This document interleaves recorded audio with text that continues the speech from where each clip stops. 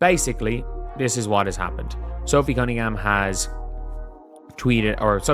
tweeted out, maybe you should focus less on finding players for commenting on poor officiating, yada yada. And then somebody responded with protect athletes, shut up B-word at her sister, when Sophie Cunningham took out JC Sheldon. Reality is, the referees dealt with it. Like, that's not, the complaint isn't that these things aren't happening. The complaints are that the referees are not. That was the bold warning WNBA standout Sophie Cunningham fired back at an online critic. To back it up, she even shared a clip of one of her toughest fouls, showing she meant every word. The post exploded across social media, dividing fans and sparking a heated debate. That one flash of anger quickly grew into something bigger, raising questions about the league itself. Is Sophie really the reckless, out-of-control figure that headlines often portray? Or is she just another athlete caught in a flawed system finally reaching her breaking point? And Sophie Cunningham, she's not afraid to call a spade a spade. She's not afraid to call it like it is. She's taken this opportunity with the Indiana Fever and has run with it. When it comes to on the court, she's performing. She's sticking up for her team. When it comes to off the court, she's getting the deals. She's getting the endorsements. She's got the podcast. And you better watch out, Twitter folks, because if you say something about Sophie's La Familia, oh, she's coming for you. It started with a spark of frustration, something every athlete and fan has felt in the world of sports. Sophie's sister, Lindsay, took to Twitter, just like countless others do every night, voicing her concerns about the WNBA's officiating. Her post was simple: the league needed to do more to protect its players. Normally, a comment like that would vanish into the endless scroll of online chatter. But this time, it caught the eye of someone who wasn't interested in discussion, only conflict. What came back wasn't debate, but a nasty, personal insult. A cruel remark telling Lindsay to stay quiet, laced with profanity. That's when the tone shifted. What began as a fair critique of the league turned into an attack on family. And in that moment, Sophie Cunningham decided she wasn't going to stay silent. Cunningham, I believe this is Sister C. Shout out to you, Sister C. WNBA, maybe you should focus less on finding players for commenting on your poor officiating and more about hiring officials that are able to call a consistent game and protect your athletes. Pathetic. Praying for you. Then we have Twitter Troll 101 say, quote, protect athletes, talking to Sophie Cunningham's sister, calls her the B word and tells her to shut up. And you had to know Sophie Cunningham's not going to let this slide. Sophie Cunningham is not going to let this slide, and not let it slide as she did. She said, some of us were raised by the words of don't bite off more than you can chew, and some of us didn't. Quote, F around and find out, with a video of her throwing JC. She didn't put out a polished statement or hide behind PR-approved words. Instead, Sophie reacted with raw emotion, the kind that comes from being pushed too far. Quoting the troll's ugly comment, she fired back with a warning that quickly echoed across the sports world. Some people learn not to overstep, while others only understand when they finally cross the line. To drive her point home, she attached a clip of herself delivering one of her toughest fouls on the court. It wasn't just about defending her sister anymore. It was a statement, a show of what crossing the line really looked like. The post spread like wildfire, instantly turning into a rallying cry for her fans, who saw it as proof that players were done being disrespected. But to her critics, it was confirmation of their worst suspicions. A public admission that Sophie was every bit the dirty player they believed her to be. And Sophie Cunningham even blows her the nice kiss emoji. Oh, shout out to Sophie Cunningham, man. Shout out to Sophie Cunningham. And then we have from her. You're dumb as shit. Yeah. You're literally dumb as fuck. You're dumb as shit.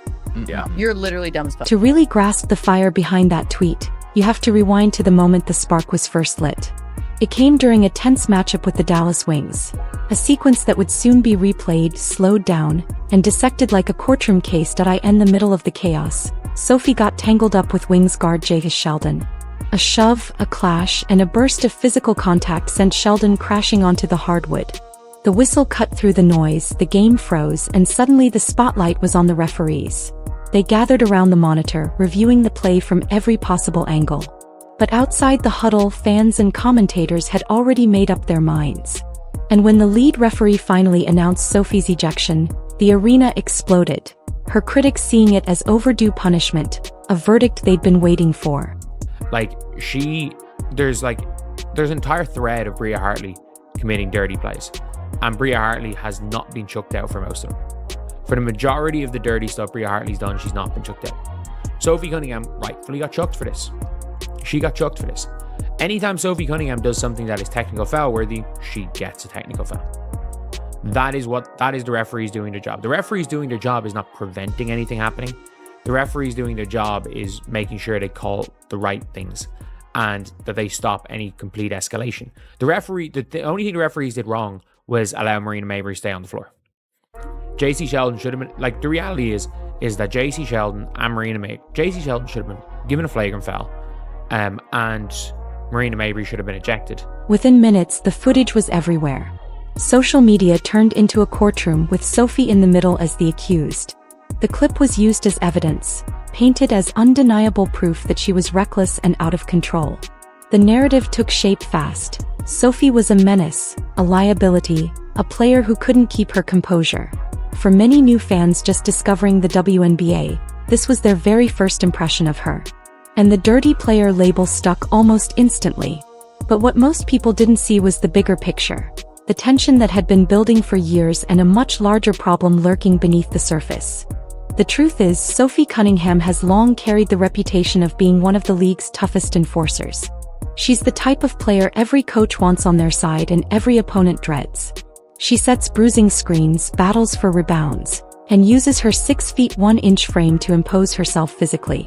Her style is fiery, aggressive, and unapologetic. In a league celebrated for finesse and skill, Sophie brings an old-school edge that blurs the line between gritty and dirty. That reputation hasn't made her popular with rivals, but it has made her invaluable. Think of the NBA's legendary agitators like Bill Laimbeer or Dennis Rodman. They weren't always the most polished players on the court, but their presence changed the game, getting under opponents' skin, breaking their rhythm, and doing the jobs no stat sheet could fully capture. Sophie plays the same role. She knows basketball is as much mental warfare as it is physical. But in today's era of slow-motion replays and social media debates, her brand of toughness is often misread. What one fan calls competitive fire, another calls a cheap shot. The JC Sheldon play was the perfect storm, physical enough to look ugly on replay, yet perfectly suited to feed into the narrative that had shadowed her entire career.